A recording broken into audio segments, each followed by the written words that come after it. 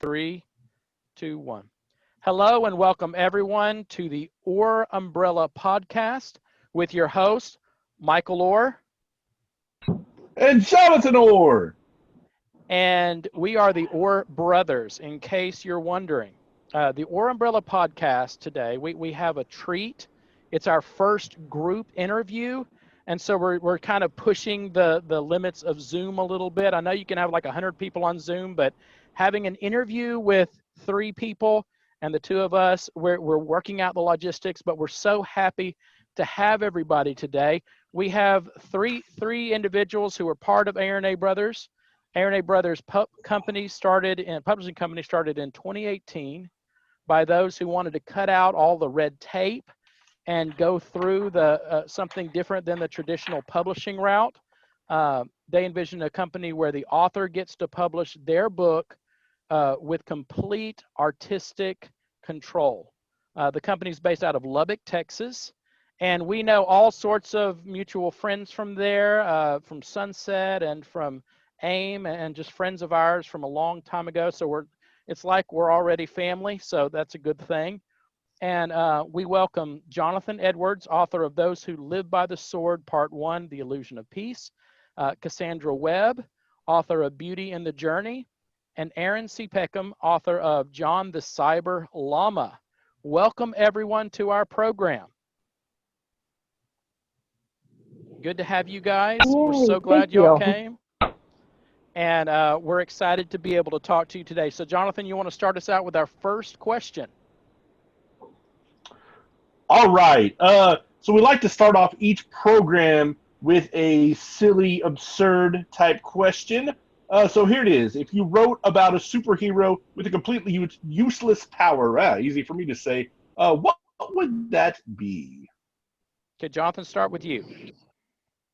Okay, I would say if I were to write a story about a superhero with a useless power, I think it would be having the ability to toast food Ooh.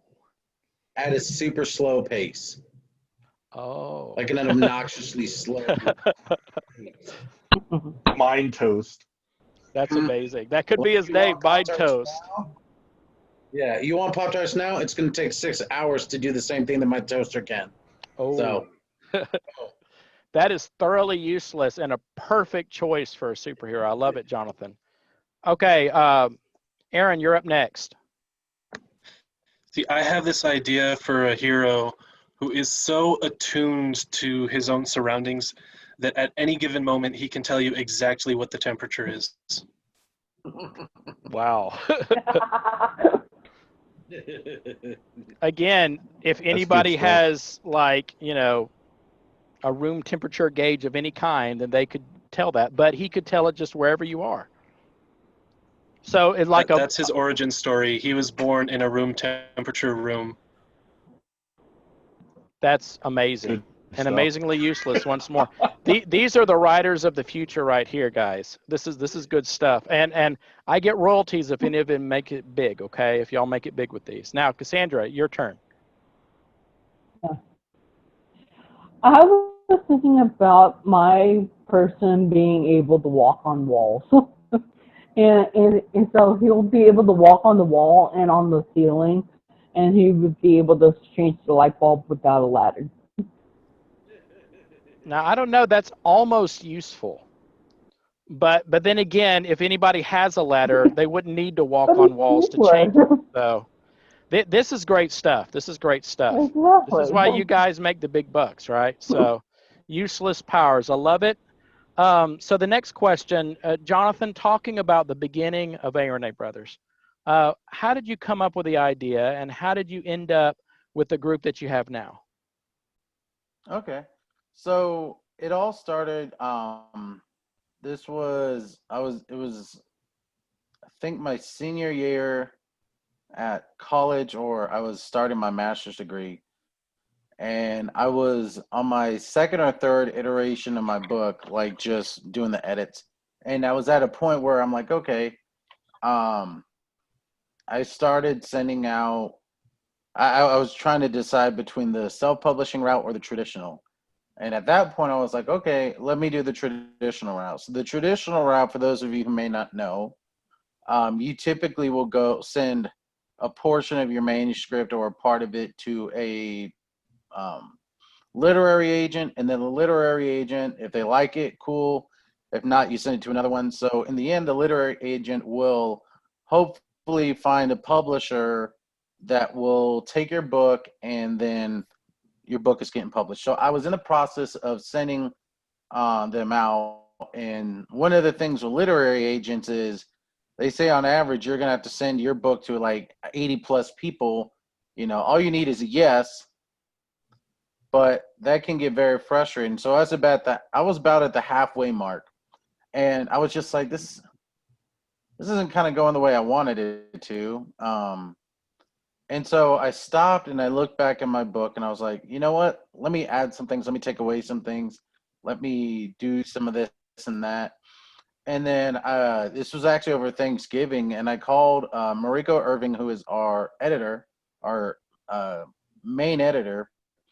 And I know she had done some editing for different church programs, other books that people have done. So I called her up and I was like, you know what?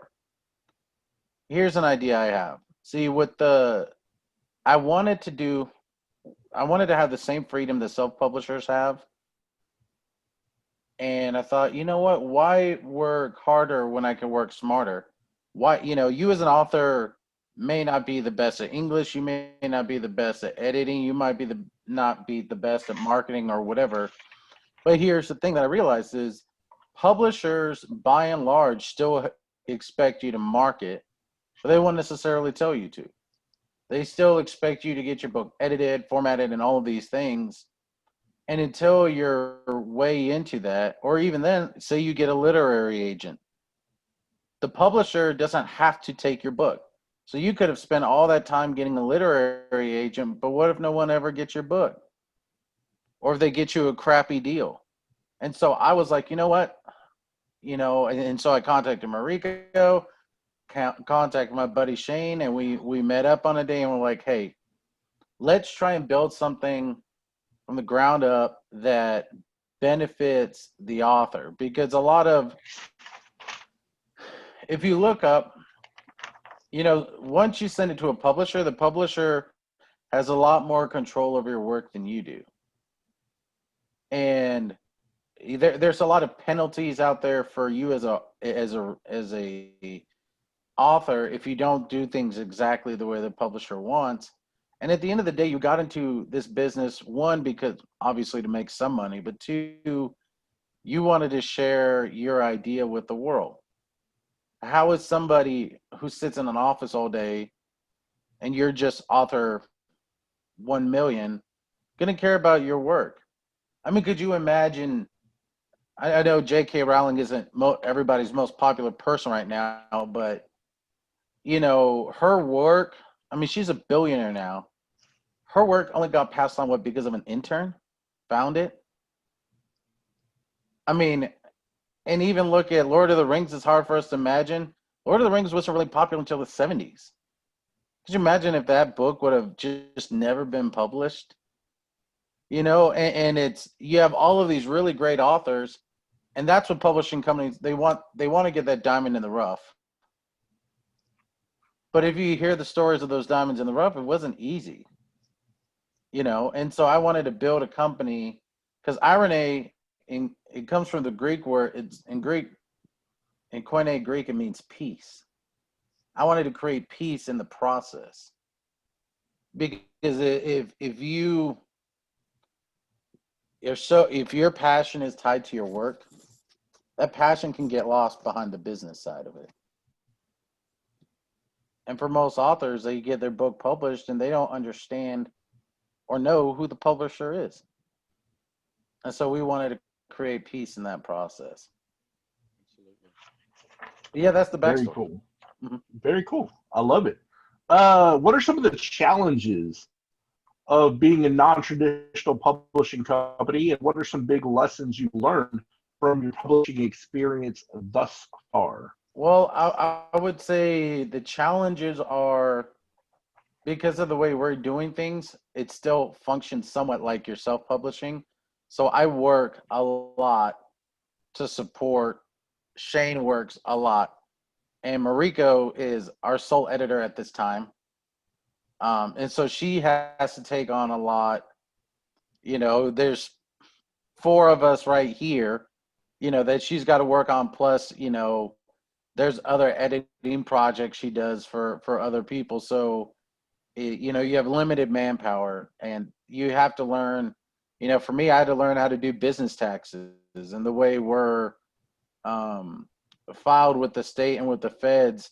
There's only the filing is different, and there's challenges with that. Your first year you may not make a ton of money. Well, H&R Block will charge you $300 to file those taxes. You know what I mean? And so I would say the challenge that's one of the challenges. I would say things I've learned is you can build a community. Like we've built, one of the things we've done the last 2 years we didn't get to this year, is we go to the Hub City Comic Con. And that first year was, it was challenging. It was busy. Second year was a lot easier. And, Eirene got to sit with us, and Cassandra got to sell her book there. But it was crazy how valuable the connections we built that first year were, because they helped us in the second year. Because there were people bugging me, hey, Jonathan, where's your book?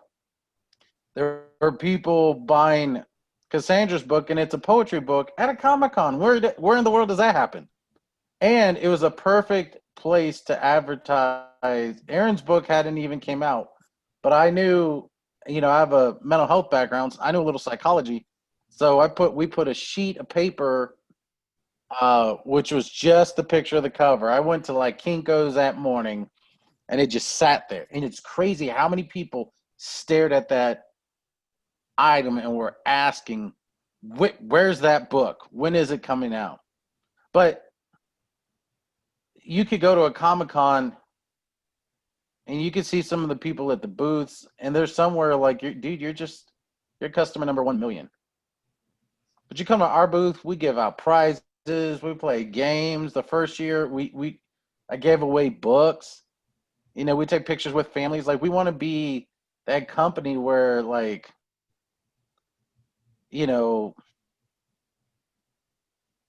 kind of those old school ways of doing things where word of mouth travels, where a handshake means something. And so the one thing I've learned is how important it is to do that, keep that, and continue that. Even if it doesn't add dollars to your pocket, nothing hurts you. Like there's no loss in treating people decently and appreciating them. Great. Jonathan, your book was the first to be published by Eirene Brothers. Tell us a little bit about your book and the process you went into writing it. So I actually started it over spring break during my junior year at LCU. And I had the idea in my head for a long time. I've always wanted to write a book. And for me, obviously, I have a Christian background, but I also have a mental health background. At that time, I had a psychology minor. And my thought was, okay, if you look at people like C.S. Lewis, or J.R.R. Tolkien, even J.K. Rowling, if you really look at it, is they're communicating heavy, like spiritual, and even if you don't believe in God, if you're not spiritual yourself, there's still very like relational concepts that they are bringing to you, and it's, in sometimes very heavy ways. And I was like, you know what, like, for me as a mental health person, or even as a spiritual person, I can only make an impact personally, directly with so many people at any given time. I was like, what would be the value and impact in the world? I'm like, that's kind of what they did. There's people who don't believe in God, but love the Lord of the Rings and get the message that they're talking about. And to me, that's just, that's just as valuable of a lesson or information for them to get, even if they don't pick up on the theological stuff, just the, fighting against, spotting evil and addressing it and dealing with challenges and working together. Like, those are good concepts, whether you believe in God, whether you're spiritual, like, those are good concepts, just plain and simple. Same thing with J.K. Rowling. Like, it deals with a lot of classism, racism in a very direct way, but it's how do you stand up in that system? How do you stand up in that system when you benefit from it? Those are heavy topics, whether you believe in wizards or witches or, any of those things. Those are important topics of discussion, whether you like it or not. And so I wanted to create a book that did that. And so my book taps into, without giving away too much, actually I can give away this stuff. It's been out long enough. But it taps into a very psychological understanding of PTSD. I wanted to tap into moral issues. One of the things that it happens in the first book and is kind of brought into the light a little bit in the second book, but from a different angle, is the morality of taking a life. One of the things I wanted to do was that I thought Lord of the Rings did very well, and I thought, what is it? The book with Katniss, Hunger Games. Oh, Hunger Games. The Hunger Games.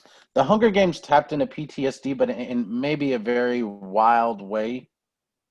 But what I wanted to do with that was, if you look at some of the studies on, combat troops coming back, if you look at the PTSD as the definition, it's going to be tied with me potentially losing my life. But when you look at some of the PTSD and the battlefield trauma associated with combat troops, a lot of it, while that may play into it, sometimes a lot of the stories they're tied with when they've had to take someone's life. And that's kind of the shadow that carries over them, And even if you look at some combat troops, sometimes their eyes are always looking out into the distance, right? Ready to engage with a threat. But when that threat's gone, the reality is still there that you picked your life over that person.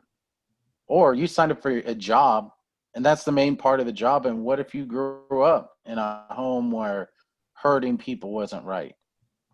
You know what I mean? Or sometimes you hear these terrible, especially like from Vietnam vets, maybe they had to shoot a kid. But it was your life or their life at that time. And so part of my book, I wanted to create, and you see a lot of it in Return of the King, kind of the wearing down of dealing with, you're trying to do good, you're trying to do right, but there's so much evil around you. And you have to do some bad things right now, or things that you didn't want to do, and so I wanted to build that. And so my book deals with childhood trauma, vengeance, and the moral thought of what happens when you take a life. What happens when you get the vengeance you wanted? That's what you built your life around, while also being funny and very RPG anime style combat. You know what that looks like, because often there's not a ton of books that like where you see that part.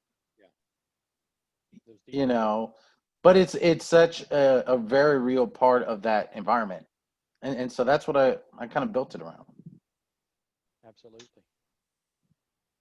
All right. Michael, turn up your volume a little bit. I can't hear you very well. Okay. Turn up the volume. Okay. Mm-hmm. The next question we have is for, I've always called you Cassie, but it has you listed as Cassandra right here. Your book is a book of poetry. What did writing Beauty and the Journey mean to you, and what was the inspiration behind you writing it? Well, at first, when I started writing poetry, I was around probably in 7th grade or something like that. And I was just writing poetry just to get my feelings down on paper. And so because I didn't have a good grasp on how to communicate my frustrated feelings and the things that I was going through at that time in my life, instead of just writing it down. And so, and my mom read some of my poetry. It took on a spiritual nature as well, because I included God in a lot of it. Like, it would start off as despair, and then at the end of the poem, you would have hope and everything. And so she saw that, and like, Kathy, you need to publish your book of poetry. And at first, I was like, no, no, not my writing. And so, but then it became earlier. It's been a year now since my book has been out. So about, I guess, 2 years ago is when I decided, like, hey, I got a gift here that I want to share with the world, because I know there's other people like me that feel like they're alone in the abandonment and the depression, and then I want to give them that hope. Great. That's something we all need. Something we all need. Okay, Aaron, your book, John the Cyber Llama, is a children's book. Hey, What are some? Michael. Yeah, Michael. can you hear me? Hey, take that headset out. Take the headset out. Throw it in the trash fire, and just talk without it, because I can't hear you. It was your idea, buddy. All right. Well, It was my idea. You're perfect now. Go ahead. you. Well, we'll edit this part out. So, No, we All won't. you are terrible. You know that? Terrible human beings right now. All right. So, Aaron, your book, John the Cyber Llama, is a children's book. What are some of the challenges you faced publishing a children's book, and what is the message you wanted to portray in your book? Well, when I started writing John the Cyber Llama, I had to start by figuring out what exactly was this story I was trying to tell. And the story that would go on to become John the Cyber Llama as it was published originated in one of my creative writing workshop classes at LCU. And at the time, it kind of started as just kind of a silly story idea of this half robot, half llama. But as I just kind of got more involved in thinking, what can I actually do with this character, and started thinking some more about what's something important I need to say. And John the Cyber Llama actually developed over time as a character and a story. And I learned a lot in my children's literature class at LCU as well, where I was learning about how children's literature affects the still developing minds of its young readers, and like how like the illustrations add to the story. And that's one of the parts that I struggled with early on, because I tried to do my own illustrations, but in all honesty, I'm not a great artist at all. But that's where I was blessed to have a friend like Mr. Elroy, who I talked to him about it, and he jumped on board and did all the illustrations for me. And any of you who have read my book, you can see just how amazing the pictures are in that. And he did an amazing job of that and brought the story to life in ways that I could not have on my own. And so I personally consider it just as much his story as my own, even though I'm the one that wrote it. He made it so much more than it could have been. Overall, it's just been kind of a journey of learning how can I tell this story, and what should I say with this story. That's great. I understand that, because, I'm writing a book with you guys, The Butler's Apprentice, Part 1, and my daughter Joy has made illustrations for me, and they've just brought it to life for the people that I've been talking to and talking up the book. And that connection between the story and the illustration is so powerful, especially with a children's book. But you need both elements to be really good for it to work, especially when illustration is on every page. But the story has to be compelling. It has to be something that the kids can listen to time and time again. So I think that's wonderful, and I know you really enjoyed writing that initial book, and we'll talk a little bit more in a minute about your next book, because I know you've got another one that you're close to finishing. Jonathan, uh, did you want to ask the next question? Sure. It's like you're proposing marriage. Hey, you want to ask Well, the you next know, question? Okay. The way you said it, I was like, what? Wait, I what am I doing? I was trying I to be wasn't sure subtle. which Jonathan he was asking. Oh yeah, I the two know. Jonathans on here. This just causes so much trouble. So we just need to call you like Joe or something, Jonathan. Or Will the real Jonathan please stand up? that's right. All right. The next question is for everybody, and we'll start with we'll we'll start with Cassie, and then go to Aaron, and then go to Jonathan, since that's the order that is on my screen right now. But just a simple question. What did it mean to you to be a published author? Because I know for me, like, I've never been a published author because I can't write. I have too much ADD, and like I'll start on a page and then just fall off. That's why I do podcasting, because it's easier for me. But the question I have, like, that first initial feeling of being a published author, what did that mean to you once you were able to put a bow on it and it was all said and done and you're published now? So what did that mean to you? Okay, for me, it was so unreal. And so, like, and it felt like it was a dream at first. But it didn't really hit me that I was a published author until I had people from high school buy my book. And I graduated high school 11 years ago now, and so I'm like, what? Like, it's gonna reach out to that many people. And so, and it's always been my dream, kind of, to become a published author and to put my name out into the world. And so I definitely feel like I scratched something off of my bucket list. Cool. All right, Aaron. For me, it was much the same. It just felt so unreal when it finally happened. Like, I spent so much time and work putting this together, even before I knew it was going to go anywhere. But I'll never forget the exact moment I was in men's choir rehearsal with the Lubbock Men's Choir when Jonathan texted me and said, "Hey, your book's live on Amazon." And I like left the room and went and looked, and just seeing something I created accessible to the whole world was so unreal. And I just went back into the room. I interrupted rehearsal. I was like, "Guys, I'm officially a published author," and they like gave me a round of applause. It was awesome.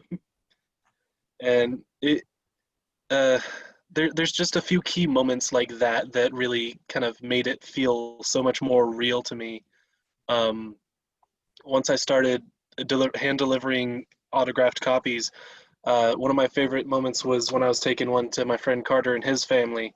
It was after service at church one morning when I walked over to him with his family's book, and before I could even hand it to his wife, both his little girls just like grabbed it and ran away with it. And I was like, well, I guess, and they just climbed up on the pulpit stage, laid down and started reading it, and just like seeing right in front of me little children enjoying and getting joy from something I created was, I don't think there's another word for it but magical. And it's really kind of helped me, I honestly feel like it's helped make me better as a person as well, because realizing, hey, I have kind of this platform now that I've said something and people will listen. It has honestly kind of helped me work on some self-improvement, because as you know, nobody's perfect, and least of all myself, but I've taken quite a bit of time to focus on what is this message I just put out? How well am I living by that? And it's allowed me to be more mindful of my own words and actions. And I feel like this is honestly, it helped make me better as a person, in fact. Very cool. Jonathan? I would say mine is a little different. Because I know like when mine came out, like we were just go, go, go. Like there were so many things like the benefit that they get is from all the mistakes we made or all the things we had to learn. Like, I didn't have any friends who had ever published a book and never had, like, even the systems we use now are different than what I had when I first started. And so it was so dang frustrating. Like, I was just happy once it was gone. Like, I was so perturbed. It was so, like, and if you ever listen to Mariko Shido, like, there was so, like, all of the things that could have gone wrong did go wrong. So once it went out, like, I didn't have that, like, thank God I published. I'm just like, I don't want to look at that book for a while. But that feeling came back in two different ways, though. The positive one was, I remember the first Hub City Comic Con we went to, and I remember one of my childhood heroes. So that year they had the Red Ranger, the original Red Ranger, the guy who played Zoran, and then the lady Stephanie. She voiced for Gohan, and Goku. They all got to look in my book, like, and that's when I was just like, I mean, really looked at it. And actually, Stephanie Naldini has one of my copies, and she's gonna get tagged in this post whenever it goes out. But and they were so nice, so supportive. Like, that's when it kind of came. Like, people, my book couldn't have came out on a better year for me to be like, okay, this is what I'm gonna do. And then the second way it comes from is every time, I've had a book from, Cassandra or Eirene, and then soon Michael come out. It's like I get to relive that moment again, but I get to see it in their eyes. You know what I mean? And it's something like where, not that y'all's books are bad in any way, but like you might not have gotten that opportunity. You know what I mean? Mhm. And to see the joy of like I know Aaron's book has gone to like two people that mean a lot to me, like, and are going through very difficult times. Like, to see that create meaning, or for Cassandra's book, like us, like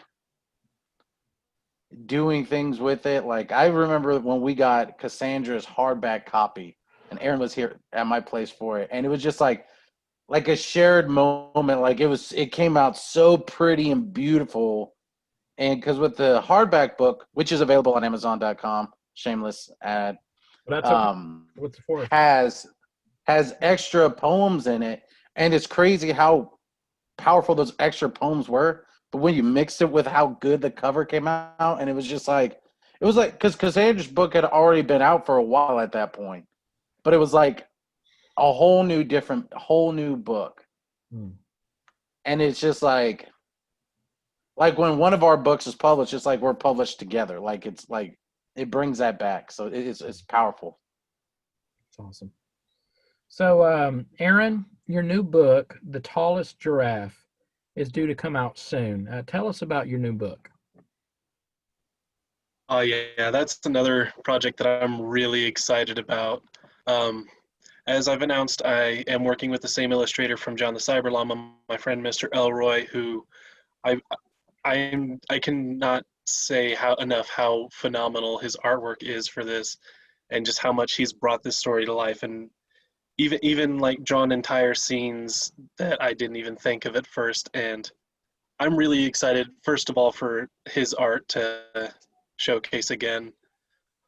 But this story is a lot of fun. It's really special to me because my favorite animal is giraffes, and so I had to do a story about a giraffe at some point. And I was really excited when I was kind of developing this story. I found a way to tell a story about the way some people can reach higher than others, some people can't, and kind of tell a story about sharing and how different people are able to use their different gifts to help each other. That's great. And I know that we've already seen the illustrations, some of the illustrations on the Eirene Brothers Facebook page, and they're beautiful. They're wonderful on your author's page, I think. And so make sure and check that out, because I know, and is it AC Peckham, right? Is your author name, your author title? So make sure and check that out to Yes. get a preview of that wonderful artwork. Cool. Cassie, you have a new project coming out as well. What can we expect from it, and how will it differ from previous book that you wrote? Well, I haven't been stagnant between my book coming out and my in the process of writing this one, because I've been going to creative writing classes at Texas Tech and learning about poetry and the different styles of poetry that there are. And so I've definitely been working on it. Albeit a little bit.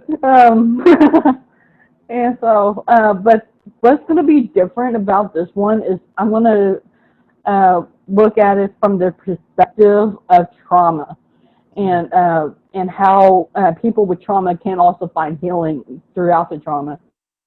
Like, I know that I've written a couple that have to do with addictions. And like, okay, we'll look at an addict and see a hopeless person that will never get out of the situation that they're in. But I'm like, what are they going through? You know, and so have they have a childhood trauma of abuse in the family, and so, and how to get out of that. And so, like, and that's the reason why they drink, or that's the reason why they do drugs, you know. And so I'm definitely going into the book at that angle, and also some really hard topics as well that I'm going to be dealing with. The first book was more about spirituality. This one will just be more about the trauma, and I was actually thinking about writing some poems over therapy as well, and how important therapy can be for our mental health and for the overall well-being of a abundant life that Jesus talks about.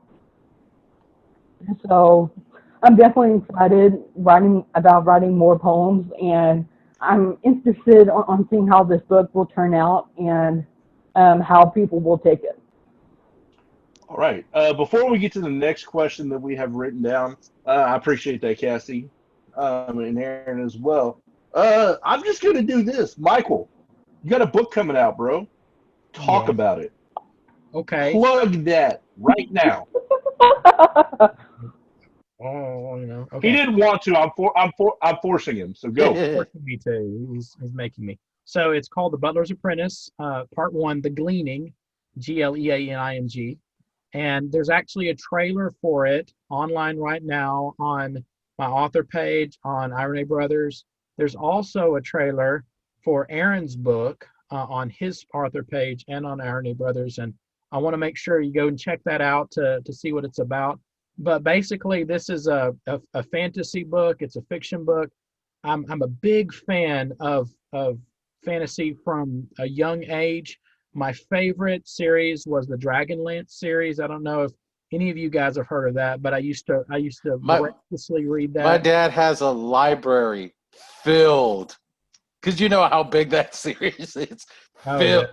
That and Dune, man. Like Dune, yeah. That makes me feel very old. Your dad has a big library. Yeah, it's no, but huge. you know, and you know, Tolkien and all these other authors that just have had a big influence on my life, but I've always loved the fantasy genre.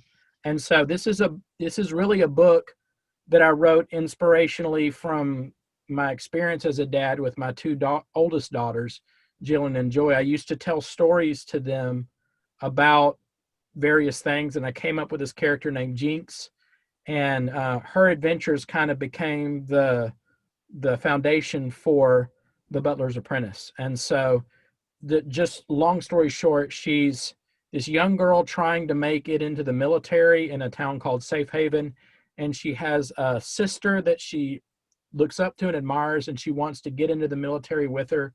But in order to do that, she has to be good enough, and she's kind of smaller than the other girls, and she's struggling. So she gets some help from a very unlikely source, the butler of Safe Haven, and it becomes kind of a scary situation for her. So I think it's going to be a great book, especially for young teenagers, young adults. That's kind of what it's written towards, but I think adults will enjoy it as well. And I was introduced to Eirene Brothers through a friend of mine who knew some of the people, knew Mariko, and was able to be part of this wonderful group of people to be able to share my vision with them. And I'm really looking forward to it coming out very soon.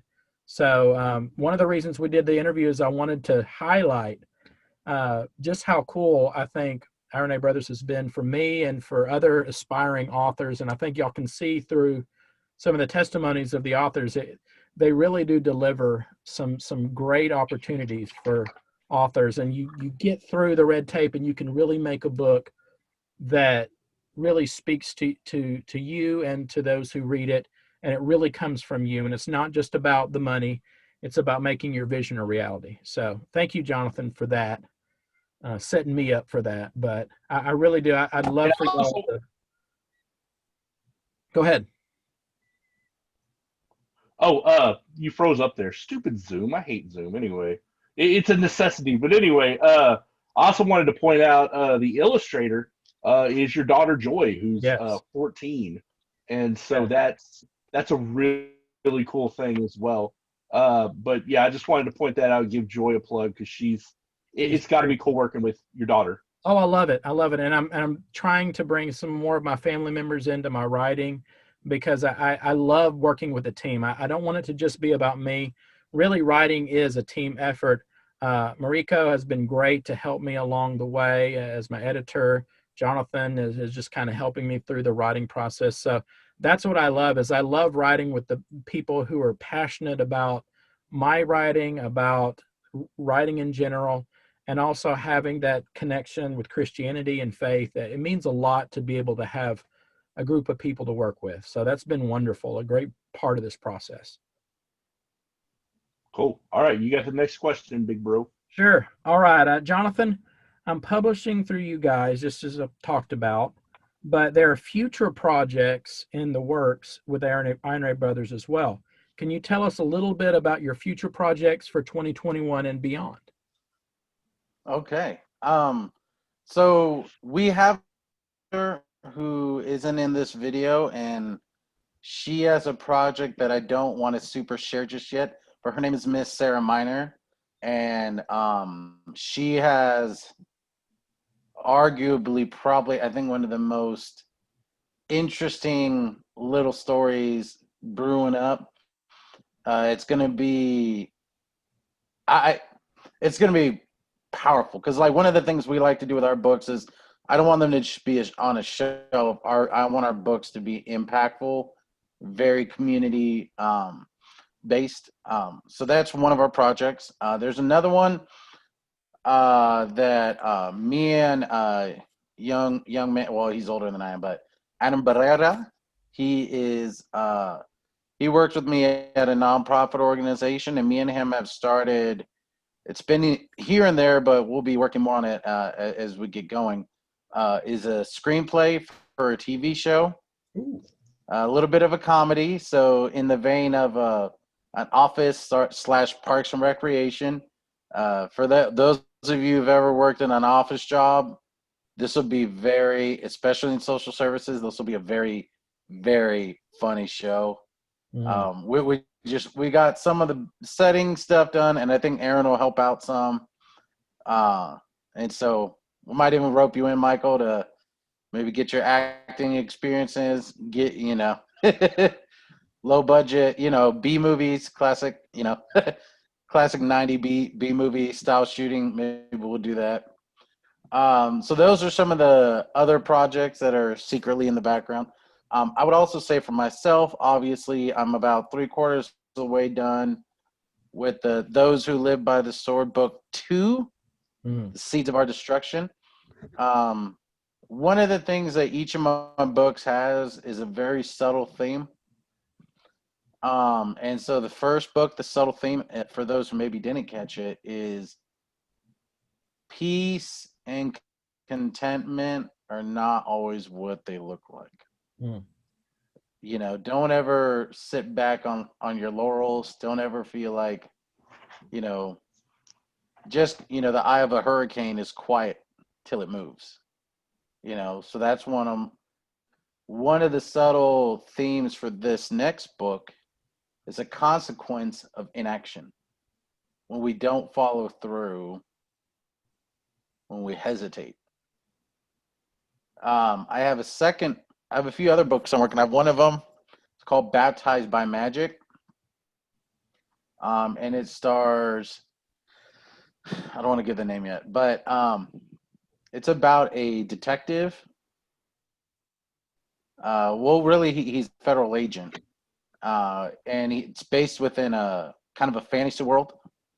Originally, it was going to be a story that exists parallel to the Those Who Live by the Sword series, so it was supposed to exist in the same world, but I changed my mind. I have a third book that I'm working on that I've gotten, I think, two or three chapters done, and it's a somewhat of a horror novel with like somewhat of a spiritual message, so like a Constantine style. Mm. And then I have the idea up here. I haven't started writing it, but I have a science fiction book I'm looking at doing, and oddly enough, a romance novel. But like one that bros can read, not just, it's not going to be notebooky. It's going to be very raw and real. So there's going to be moments where your voice cracks when you ask the girl out, and then you get hit by a dodgeball at the same time. So, classic 90s blunders. And then this is a secret project. I don't think a lot of people know, and I guess we could share it. But I know me, Michael, and Cassandra, and maybe we'll pull some other folks in it, possibly doing a poetry/devotional anthology book, which I think would be cool to bring in all of our talents and, maybe some other authors who want to be in on it, just to, for even those of you out there who maybe don't believe in God, but maybe you have some spiritual activities, that's part of the wellness wheel. I think even some of the poems that I've written and some of the ones Cassandra and Michael have would be still relevant to people who maybe don't have a relationship with God, but really want to have, that existential experience. Sorry, I just talked for like 20 minutes. Okay. No, you're good. I didn't hear what anybody said because of Zoom. But anyway, moving on. Let's go ahead and I wanted to combine these last two questions. First of all, just advice for aspiring authors who are maybe looking to work with you guys. And also some places where people can find more information about you. I'll go first, and then I guess we'll bounce to the other three. I would say advice for authors who maybe want to work with us, and then I'll just say advice for authors in general. Working with us, understand we're open to projects, but as you present it to us, we're chill with a lot of ideas, but at the same time, we want our books to discuss honest things, and be impactful on people, not just, if you're trying to just make $1 million,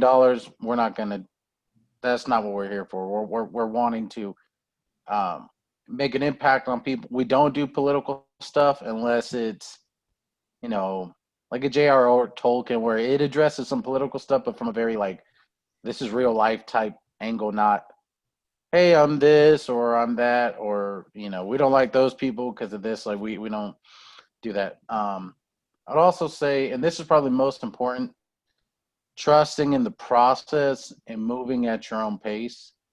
As Eirene and Cassandra and Michael are learning, this is a field where so for most people, if you wanted to get published traditionally, it takes at least a year for everything to go through, at least a year. And so we, by and large, do it a lot quicker than that. But one of the things you got to know in the business of publishing or just anything is we have to deal with other entities, and sometimes they are very slow. Or, sometimes it's just you never want to rush. The same intentionality that you put into your book should go into the marketing, should go into making sure the product comes out great. So, for example, I had a book, my first book. This was only two people probably know this happened, but there was a section break in the book that knocked one part of the chapter to another spot right when the book came out. So I had to go in, fix it really, really quick. I mean, but it's something where only two people bought the book between the time that I changed that and then, but it's something where, me being able to make one change or one fix is great. But if we wouldn't have taken our time with something like now that same incident, I wouldn't rush as much of some of the things we did, which is why with everyone else, like, hey, we'll take a deep breath. Let's make sure all of these things are done. Because once a book is out, you just want to be focused on selling it. Yeah. And, meeting people, getting them signed. You just want to be focused on that because that alone will take your time, because I know what it's like to go to 3 different people's houses giving out signed books. I know what that's like. But you want that to be your focus, not the other things. Because once the book process is going, it becomes a machine. It handles itself. What's the second question? Just where somebody can go to find more information. Yeah, go ahead, Cassie. Yeah. Okay, to the question of what would you tell aspiring authors who are frustrated with the process of writing? Don't look for inspiration. Don't look for inspiration because it's not going to just come to you and sit on your lap. Mm-hmm. You're going to have to actually go out there and work for it. And that's the problem with me writing right now is I'm like, I want inspiration, but I have to think about the things that I want to do. And then once you find the theme, just word vomit. Just word vomit on the page. Just start writing. And then after you finish writing, then take a break and then come back to it and see if you like it. And so even if you don't like it, somebody else will. Mm-hmm. And definitely have somebody to look at it and like, hey, I think you need to fix this part of the book or this part of your poem. I think it would add a lot more impact if you did this instead of doing that. And so definitely have somebody there in your corner to encourage you and to just proofread. But yeah, just don't wait for inspiration. Love it. Love it. Yeah, I've actually got a few friends I've actually been kind of coaching through some books that they're trying to write. So I've been able to really think about this and kind of apply it even. And the kind of advice that I've given them is, of course, coaching them through the brutal, detailed work that is just so deep and really frustrating. And more than once, one of my friends has straight up said, I don't think I should continue this. And I've just tried to coach him. It's hard, but it's worth it. Keep going, keep going. I guarantee anyone who's thinking about writing a book, I can guarantee you there will be so many points at which you will hate your book, like straight up, because just trying to put the format. story into words. And if you're like me, it's so easy to create a story in your head, but it feels impossible to put the story into words. Like, whenever I come up with a story, I kind of like play it out in my head like a movie, and I'm just trying to like dictate that onto the paper. And it's such a frustrating process, but once that story is finally put together, and as Jonathan said, ironed out all the details, and like Jonathan said, it's something you got to take a deep breath and understand. You can't just rush all of this. It's got to come carefully and in the right order. But once it finally comes out, even if it takes forever, when it finally comes out, it'll be that much sweeter. Just the product itself, the feeling of having accomplished that, and being able to take in the joy that other people get from something you created. And so that's just kind of my main piece of advice is, however hard it is, it's worth it. In fact, the harder it is, I'd say, the more it's worth it. That's great. I like it. And I guess just to close out, where can people find all of the information they need? Right now, I would say we're in the process of updating a lot of that. And if any of you've ever done website updating, it takes a while. And I've kind of changed our philosophy with that. People use social media a lot more than going to websites, so we try and make sure a lot of our communication with anybody interested in book stuff is done through our social media. So we have the overall platform, and this is where you'll see a lot of my comments or Mariko's, and that'll be Eirene Bros Publishing on Facebook. You can also check out Cassandra's got an author page, which is author Cassandra Webb, correct? And then you have Eirenes, which is AC Peckham, his author page. And then Michael, yours is James Michael were author. Mm-hmm. And so that's where right now that's the best way to get in touch with us. I think it's the most efficient and effective.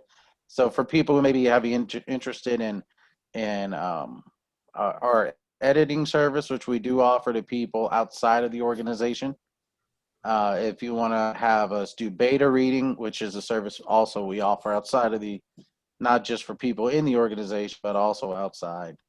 And then obviously if you're interested in getting signed copies or just wanting to know kind of about the process, we're here to help people. Even if you have no desire for us to publish your book, if you want to know, what do I got to do to get it published, or what do I need to work on with my books, things like, we're here to help. You know what I mean? Absolutely. Well, thank you guys so much for coming today. We're so glad that y'all were able to join us and to talk. So much good information about writing and so much good information about what y'all do. And it's so cool that I'm surrounded by authors here. You guys are published authors, and I look forward to joining your ranks soon. And for Orr Brothers Podcast, it's great to be able to have our first real group interview and to work out all of the crazy stuff that happens with that. So thank you guys for joining us. We look forward to hearing from Thank you so much. From the near future and all the projects that y'all have going. We just hope for the very best. So thank you guys very much. And we're signing out. So Thank you. Thank you. Appreciate it. And love talking to you. And we will talk to you soon. And for the Orr Brothers Podcast, we are signing out. Goodbye. Bye-bye.